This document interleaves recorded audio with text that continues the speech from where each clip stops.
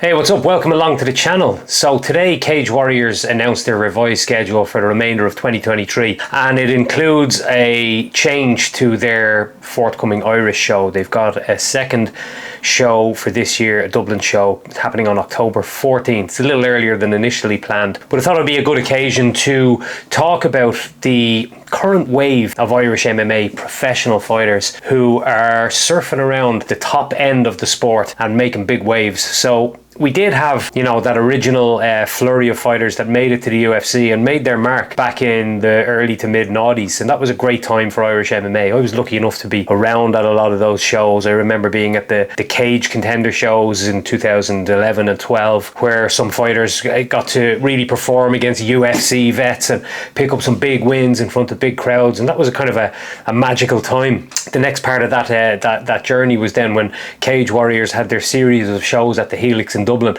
You remember Conor McGregor winning the two titles for Cage Warriors, the lightweight and the featherweight belts, and Neil Seery, of course, became the inaugural flyweight champion. The 10-year anniversary of that happened only a couple of weeks ago. That was just an awesome event. I remember being there with all of my team, and it was a great time for MMA. The fighters that won belts there, Cathal Pendred, I think, as well, won a belt, didn't he? A lot of those guys all went on and made their mark in the UFC, and that wave came, and we all thought that would just be how it was from now on. There would always be a nice ebb and flow of Irish fighters in the UFC, picking up wins and causing problems in the rankings and getting into the title picture in various divisions. But things went very quiet after that. It didn't really happen again. Conor McGregor, of course, is still there, but Conor McGregor has been there non-stop throughout.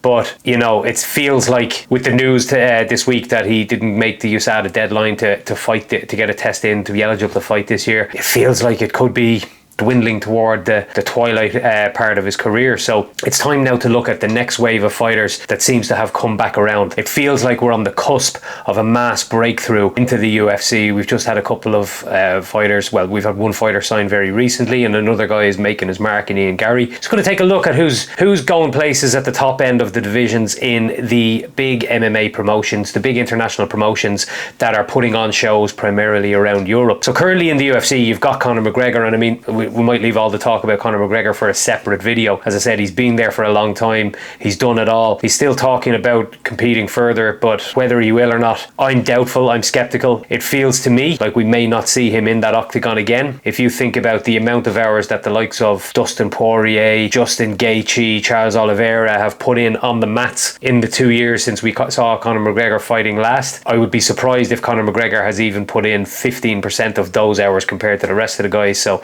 how far behind has he fallen in that time? It's difficult for me to envision a world where he comes back and troubles the title picture. After Conor McGregor, the next fighter you're looking at is Ian Garry, who's on a streak now. He's 12-0. He's been 100% successful in his UFC career so far. Recently broke into the top 15. He has a great opportunity in front of him when he fights Jeff Neal later this summer. If he beats Jeff Neal, the sky is the limit. Jeff Neal's ranked number 8, and I think stylistically it's a very good matchup for Garry. So where he goes after that, it'll be very interesting to see if he does beat him convincingly. Do they take that opportunity to come back and put on a Dublin show? I know my friend Ian from the El Triangle podcast was over at the recent UFC card in Canada and asked Dana White about it at the post-fight presser, and Dana was sounding very optimistic about that prospect. So Ian Garry, it's on your shoulders, mate. So let's see how that one goes. Also, we got Shauna Bannon signed very recently to the UFC. She makes her debut in a few weeks against Bruna Brazil at London's UFC card. So Shauna, 5-0, couple of fights in Invicta. I was in the position now that I got to commentate on 3 of her first 5 professional fights. I've trained with Shauna quite a bit over the last year or two, and I have a good insight into how good she is, how hard she works, and I don't think anyone outworks Shauna Bannon. I trained with her a couple of days ago, and it was the first time in a few months because I had been kind of off the mats for a few months, and I was surprised at the jump in standard and quality in her game. She's really put in made massive strides in her development, and she always does. She's improved pretty quick between fights because she never stops. She works, she listens, she's coachable. She is very, very marketable, which is why she's been signed to the UFC. She is 5-0, so it's not a very experienced record, but she has a lifetime of competing in combat sports behind her in the various kickboxing disciplines that she competed in. It's going to be interesting to see, can she climb through the rankings, and what kind of tests will they throw at her. I'd like to see them take the slow road with her. Shauna likes to be active, so you might see her have 4 fights over a 12-month period. I know she was frustrated with Invicta not giving her as much fights as she wanted, and she was trying to get fights left, right, centre, but finding it just very hard to get those opportunities. So yeah, it's one to watch there. I mean, we'll know more in a year's time if she's had 3 or 4 fights, and if she's won them all, then we'll be like, okay, let's see if Shauna can now start troubling the title picture. It would be great. Imagine if we saw her get there. She did almost get to that Invicta title. She won that last fight in Invicta against Mina Grusander, and Danny McCormack won the title on the same card, and there was talk of the 2 girls fighting. It didn't seem to come to fruition. Danny McCormack's another one who could be on the cusp of the UFC. She's 7-2 record. She has won her 2 fights in Invicta, of course getting the title shot in that second one and winning the belt. 2 decision wins, but I mean 2 interesting, exciting fights too. So I don't know, will she need another one in Invicta? I think if she hasn't been signed by now, that's probably a sign that maybe she needs to defend that title before the UFC will come and knocking. But in comparison to the men's divisions, the women divisions are a little shallower, so the opportunity to get signed maybe could be a little bit easier. So maybe one more impressive victory could be enough to get Danny over the hump and into the UFC. This is going to be a booming time for Irish women's mixed martial arts. Of course, you've got the Bellator top 10. You've got 2 Irish women competing in the Bellator featherweight top 10. Sinead Kavanagh, she's ranked number 4. Her last 2 wins since she lost that title shot to Cyborg. She's beaten Leah McCourt and Janae Harding, two fighters very high up in the rankings.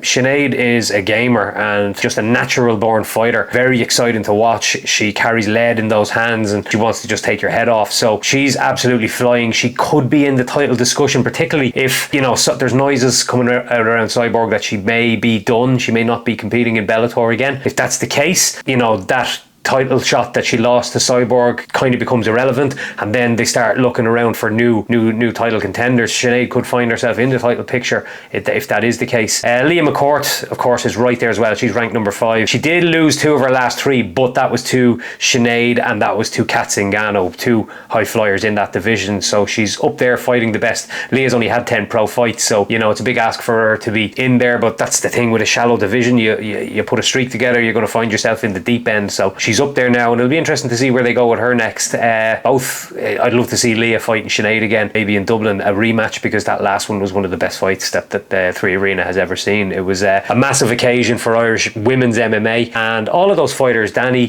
Shauna, Leah, Sinead, they're proving a great inspiration for all the other female fighters coming through, and we do have an ever-growing wave of female fighters coming through. As a guy with 2 daughters, maybe when they're grown up and they want to start looking into combat sports, having a history of people like that, and Aisling Daly, of course, Catherine Costigan, have been there, done that. It's someone to look up to, So the women's side of things, we're seeing some people really trouble the top end of the biggest promotions in the world. After that, you look at who's likely to get next into the UFC among the Irish fighters. The first people you're going to look at are the 3 Cage Warriors champions. Caelan Loughran, who's holding the bantamweight belt. Caelan is 8-0. His first few fights, it's well documented that he had some victories against guys that didn't have stellar records. So when he came into the Cage Warriors, people were questioning that, is he actually any good, or is he fighting cans? He's proved since when fighting really tough opponents that the guy's actually brilliant. And he won the title in May against Dylan Hazan. Now he's the bantamweight champ. Where does he go next? The fact that he is only 8-0 might go against him. The UFC might be looking at that thinking, right, he maybe needs to get another couple of fights before we'll look at him as a serious contender for signing for the UFC. That bantamweight division they have is quite stack. Then again, you know, Ian Gary had that same or a similar record going into the UFC. So, you know, it's not that he's just too inexperienced for the UFC. Maybe they're just looking at it because of the size of their current bantamweight division.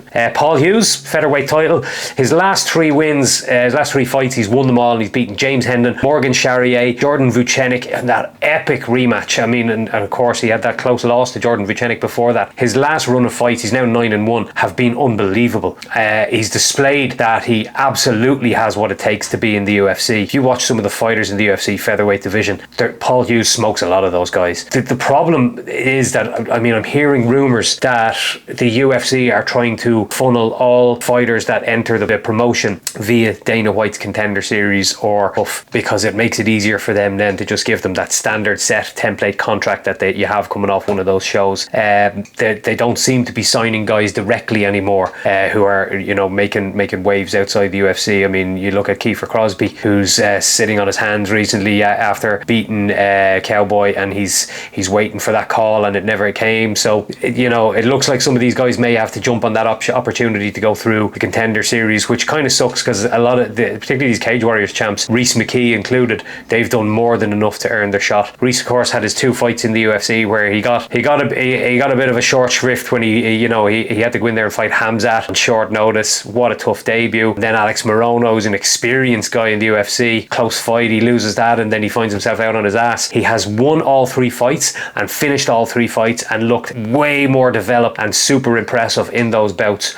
I was lucky enough to be standing in the cage at the end of his last bout in Dublin for those post-fight speeches, and he's calling his shot, calling the UFC to come get him. I would really love to see it happen. The fact that none of the 3 guys have got the call yet, and that Dublin show was a little while ago now, yeah, it makes me worry that the UFC are maybe just not coming, or you know, are they going to just keep playing this game of chicken, going, no, we need to send you guys through one of those reality shows. Fingers crossed we get good news. Maybe some of those guys will get short notice fights, maybe on that London card coming up, or as I said earlier, if Ian Gary manages to bring the promotion back to Ireland, that could be great news for everybody concerned, because they will be looking for hometown favourites to sell tickets. Outside of that, you got the other major promotions that are putting on shows in Europe. You've got Bellator, Carl Moore, Richie Smullen, Peter Queally, James Gallagher, and a host of sort of mid to lower level pros are doing good things on those. You know, they do have the 2 Dublin shows each year. It's always great, particularly for, you know, it's predominantly SBG fighters going through there. But looking at the likes of Carl Moore in particular now, Carl Moore is 4-0 now in the promotion, his last 4 fights, and he had a big win over Alex Polizzi at the weekend. It's very likely that you'll see him come into the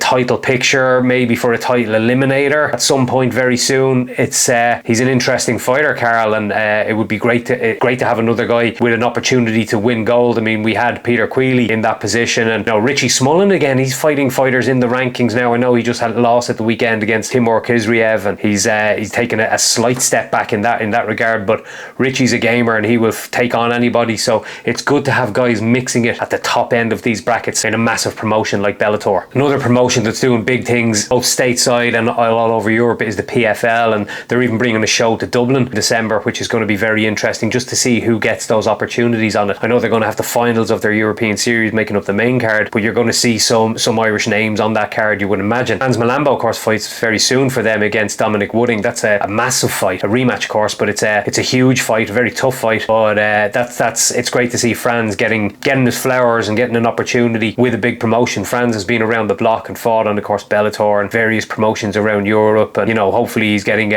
paid now at last. And Nate Kelly, of course, he's on a hot streak with PFL. He's doing very well, so you'd imagine you're going to see those guys, most likely health permitting, on the Dublin card. And Will Fleury, of course, there's an issue there with failed drugs test and whatnot. It'll be interesting to see what comes out from that, what the details are. We don't know yet, we can only speculate. Will was off to a winning start in the promotion, so with a bit of luck we might see him back in action under the PFL banner very soon. A handful of guys there making their way in that show, and it seems to be a growing promotion. It'll be very interesting to see how that Dublin card goes. And of course we got Octagon, who are branching out seemingly into the UK and Ireland. They have the reality show that they're filming at the moment. They're filming it over in, I think, Slovakia. 4 Irish fighters against 4 UK fighters. We've got Dennis Frimpong, who's already 1-1 as a pro. He's over there with them. Matthew Elliott, who's already 2-1 as a pro. He's over there too. Armin the Crane Herxig, yet to make his pro debut, but a very seasoned amateur competitor. He's got really, really dangerous grappling, particularly triangles and guillotines. He's a good striker, but he is lethal off his back. So he's on the reality show. You would imagine that'll lead to an opportunity to go pro with the guys and make his debut with Octagon, as well as Aaron McDonald, who's in the same boat. Yeah, he's a storied amateur career, and he's over there with them at the moment. And all of that is under the watchful eye of Paddy Houlihan, UFC veteran, UFC legend, Irish MMA legend. So it's really good that these big promotions are bringing all of their shows into the Irish market, because what it does is it provides massive opportunities for all of the fighters, the coaches, and the ancillary staff like cuts teams, MCs, commentators, media. It's great for the whole scene in general. It helps us all grow, and I'm very excited to see where the next wave below that comes from. I'm deeply immersed in the amateur scene, of course, as a commentator, so I like to see that these guys develop their careers, and it's good that they have something now to aim for, because these promotions are snapping up Irish fighters. Who do you guys think are going to be the next big ones to make waves in big promotions? Bellator, PFL, Cage Warriors, UFC. Do we have the potential to see more Irish champions or title contenders in the likes of the UFC? Let me know in the comments below what you think. And once again, like the video, subscribe to the channel, share this with all your friends so I can keep making this kind of content for you guys. Alright, take it easy. See you next time.